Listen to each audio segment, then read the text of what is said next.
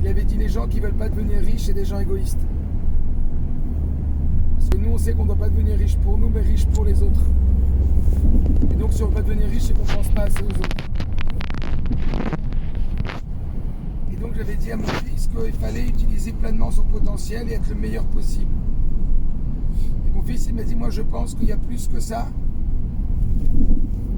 C'est qu'on ne doit pas penser qu'on nous, on doit être le meilleur, mais on doit penser qu'on doit faire plaisir à Hachem. Et c'était très puissant parce que je venais d'apprendre un Mahamar où le Rabbi parlait de dergot, de niveau. Et il y avait un niveau où nous on touchait Hachem, il fallait qu'on fasse de notre mieux. Et il y avait un niveau où il ne fallait même plus penser à son élévation personnelle pour le profit de Dieu, mais il fallait penser qu'au profit de Dieu. Et c'est le sentiment que j'ai eu tout à l'heure au OL. J'ai eu comme ça un sentiment dans l'OL que je me suis dit tout le temps, je me demande comment je pourrais faire mieux, comment je pourrais être mieux, comment je pourrais donner mieux, comment je pourrais à l'intérieur de moi être un meilleur ami pour moi-même, pour pouvoir donner plus à l'extérieur, pour pouvoir avoir moins besoin des autres et plus donner. Comment je pourrais être plus vrai à l'intérieur de moi, comment vivre les choses avec plus de émet, comment je pourrais travailler mes midotes, comment je pourrais, comme la sikha qu'on a faite, qui Adam et Sassadé, ça veut dire toucher mes midotes jusqu'à ce que je croie vraiment en Dieu et que ça sache toutes mes peurs, toutes mes angoisses, que ça crée que j'ai pas de soucis et que la guerre contre Mitzrayim, je l'amène pas, mais que je mène la guerre contre Amalek, ça veut dire contre tout ce qui empêche Torah Mitzvot, etc. Et ce sentiment que j'ai eu tout à l'heure au L, c'est que je me dis, hey, oh, te trompe pas, tu commences toutes tes phrases par jeu. Même si ce jeu, il est là pour mieux servir Dieu et on sait que c'est le tachlit, c'est le but. Mais dans l'OL, je me suis dit, et si j'arrêtais de penser à moi et je pensais plus qu'au message, que je pensais plus qu'à la mission. Je me demandais pas comment être meilleur pour la mission. Parce que quand tu dis comment être meilleur pour la mission, il y a encore toi sur la photo. Et tu es encore en train de regarder toi. Même si c'est d'une façon à pouvoir faire pour la mission. Mais il peut y avoir dans ça un mélange de moi. Alors je me suis dit, j'ai un sentiment comme ça, je vais dire, Rabbi, je t'en supplie. Donne-moi la force de m'effacer moi-même complètement et de ne plus penser qu'à toi. De ne plus penser à la cata mission. Que le réveil me donne les forces et que je sois que... Ça veut dire, je ne sais pas si vous comprenez la nuance. Que je sois là que pour faire la shlichut du Rabbi. Comme si maintenant mon principal tracas, c'était pas ma performance pour donner à Dieu le meilleur, mais c'est, j'oublie même ma performance, j'oublie même mon meilleur. Ce qui compte, c'est que la mission. Ce qui compte, c'est que le message. C'est comme si, même si ça devait passer par le fait que j'utilise pas ma performance, je m'en fous. Ce qui compte, c'est de m'occuper d'Hachem. Parce que parfois, même si on veut bien faire, même si on veut utiliser toute sa performance, il peut y avoir un mélange d'ego dans ça. Et on peut oublier après qu'en vérité, hey, t'es pas là pour être meilleur, pour pouvoir donner le meilleur, t'es là pour Dieu. S'effacer vraiment. Ça me rappelle une petite histoire que j'ai peut-être racontée, parce que c'est sûr que j'ai raconté je sais pas combien de fois, mais comme peut-être tout le monde ne l'a pas entendu, je vais la raconter. Il y avait à l'époque du Rav Magid, le Magid de Mezrich, un chassid, et les chassidim du Magid, on dit d'eux qu'ils avaient tous le niveau des dérabim, tellement c'était pas des enfants spirituellement, quoi, c'était des adultes spirituellement. Ils avaient tous la trempe des dérabim. Et un jour, il y a un chassid qui a tapé à la porte de chez le Magid. Et le Magid, il a dit c'est qui? Le chassid, comme il se sentait très proche du Rav Magid, il a dit c'est moi. Il n'a pas répondu, le Magid. Alors il a retapé à la porte. Le Magid, il a dit c'est qui? Alors le chassid, il a dit c'est moi. Et le Magid, il n'a pas répondu. Il a tapé une troisième fois à la porte. Et le Magid, il a dit c'est qui? Et là, il a dit son nom. Le Magid, il a tout de suite ouvert la porte. Ils ont parlé ensemble. Ils ont discuté, etc. Et puis après, le Magid, il lui a dit regarde, est-ce que je peux te donner une mission? Alors elle lui dit bien sûr, je suis là pour vous. Il a dit alors regarde, demain, il y a une Brit Mila dans un village un peu loin. Je ne peux pas y aller, il faut que tu me représentes. Mais il faut que personne ne sache que tu es là-bas pour me représenter. Tu passeras inaperçu. Il a dit il n'y a pas de problème. Maintenant les chassidim de l'époque, ils étaient tellement anaves, c'était comme ça le derech à l'époque, la façon à l'époque, c'est qu'ils s'habillaient comme des pauvres. Alors quand ce grand érudit en Torah, qui était un maître de la Torah, il est rentré dans la Brit Mila, il a été s'asseoir à la table des pauvres. Et après la Brit Mila, il y avait la Seuda, et donc lui il était assis à la table des pauvres, donc tout le monde le prenait pour un pauvre alors qu'il était loin de tout ça.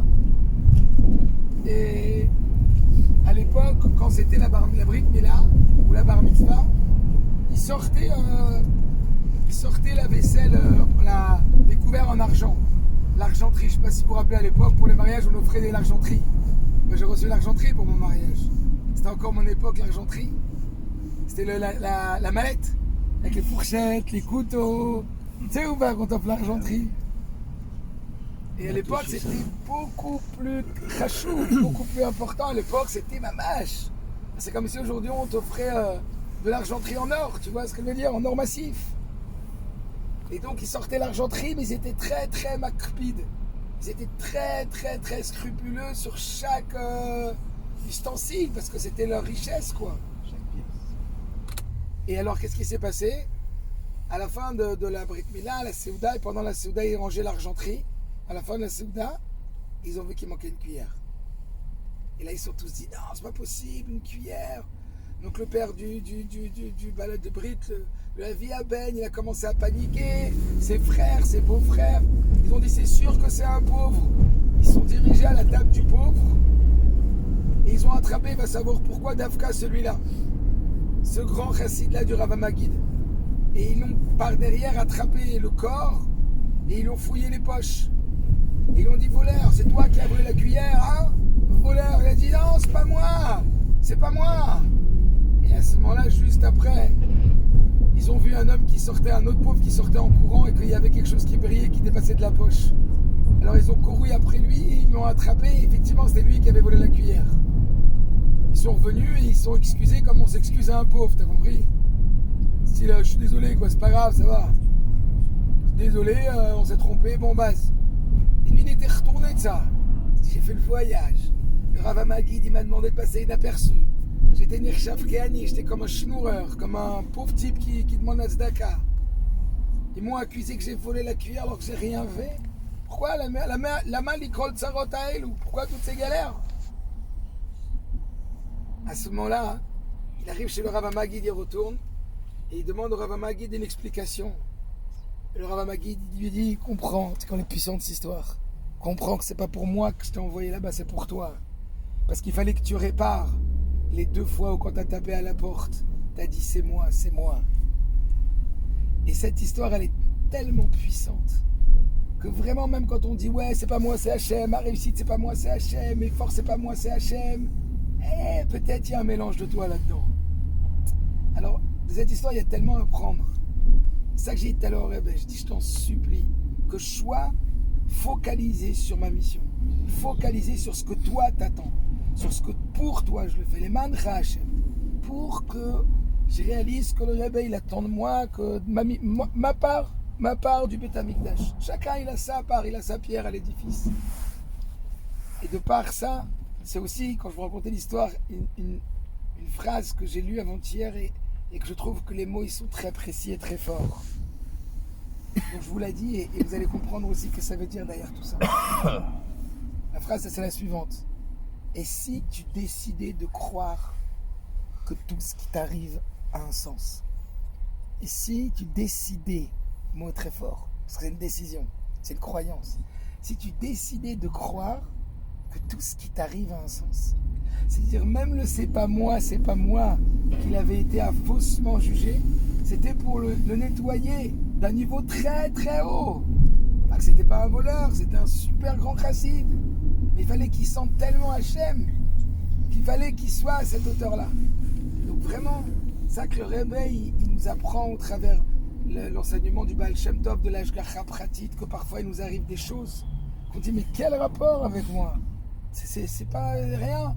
En vérité, il faut savoir que dans tout, il y a un très bon père qui veut te faire grandir. Que derrière chaque situation, et c'est ce à quoi on doit s'attacher pour pouvoir non seulement profiter à plein escient, à bon escient de chaque situation, mais plus que ça encore, l'utiliser pour après avoir le comportement qui est adéquat avec l'attente de Dieu. Alors voilà, que Dieu il fasse qu'il puisse nous élever sans nous faire souffrir. Amen. Il puisse nous élever que par le positif, pas en nous enlevant quelque chose pour nous montrer la valeur ou que voilà, on aille chercher un sens quand c'est négatif, qu'on aille chercher du sens même quand c'est positif. C'est-à-dire qu'on n'attende pas qu'il y ait des galères pour qu'on aille là-dedans. Qu'on comprenne qu'aujourd'hui, et c'est ça à quoi aussi j'ai pensé, et c'était le deuxième point, et j'ai fini. J'ai fini parce que peut-être que je pense que c'est un peu long. C'est quoi la Nekuda, la deuxième? C'est que quand tout à l'heure Rudy il a raconté l'histoire de sa maman et qu'il est rentré au L en souriant, moi quand je vais au L, je me contris et je me sens, et je fais un travail pour me dire mais devant le Rebbe comme ça de l'émotion et je pleure et je suis contrit. Et là je me suis dit cette fois-ci mais non, c'est fini cette génération de se contrer et pleurer. C'est la génération du sourire et de la simcha. C'est-à-dire que tout ce qu'on obtenait avant par de la contriction, par des pleurs de larmes, d'émotions, pas de tristesse, mais de mérou, d'émotions, que je suis rien, que c'est la kata, etc. Aujourd'hui, c'est plus comme ça que ça fonctionne. Aujourd'hui, c'est par la simcha, c'est par la joie. Et donc, c'est pareil, c'est la même chose que j'ai dit juste avant. C'est que aujourd'hui, on n'attend plus qu'on change parce qu'il y a des galères, mais on change parce qu'on veut encore mieux. Et ça, c'est la mentale du Rabbi. Ça veut dire, aujourd'hui, c'est, tu dois plus dire, voilà, il faut que je fasse ça et que je fasse ça pour qu'il m'arrive pas ça, il m'arrive pas ça. Non, il faut que je fasse ça, il faut que je fasse ça pour qu'il m'arrive encore mieux, pour que moi, je fasse encore mieux. Parce que j'ai peut-être un champ d'action trop petit, mais il faut que j'augmente mon champ d'action. C'est un peu ce que le Rabbi dit. Pourquoi après Rosh Hashanah on fait Yom Kippour? Pourquoi on fait la Seratie de Tchouva? Pourquoi on fait Tchouva après Yom Kippour? Parce qu'avant Yom Kippour, depuis Rosh Hashanah, puisqu'en vérité, on sait très bien que à Rosh Hashanah, les Chassidim, ils doivent savoir, les Juifs, ils doivent savoir que Dieu nous a déjà exaucés. Et c'est pour ça qu'on fait un grand Seouda. Qui fait un grand repas le jour de son grand jugement, de toute l'année, de sa vie, de tout? Qui fait un grand repas, un festin? Que celui qui est confiant et qui est assuré que le dénouement du jugement, il est déjà ultra positif. Rabbi dit, on fait 10 jours de Tchouba si on nous demande d'être convaincu que le jugement était extraordinaire. Pour fait qui pour? Rabbi dit pour avoir encore plus et pour avoir encore mieux. Ça, c'est la mentale. Donc voilà, que Mirza Hashem, ce voyage, il nous sert non seulement à nous améliorer, à nous perfectionner, comme on l'a dit, dans notre chokhma, dans nos midot, dans nos maasim, dans nos actions, parce que l'action, c'est l'essentiel. Et surtout, qu'on se rappelle qu'on est avant tout là, pas pour être le meilleur, mais pour Dieu, pour le rêve, pour la mission. Voilà. J'en ai fini.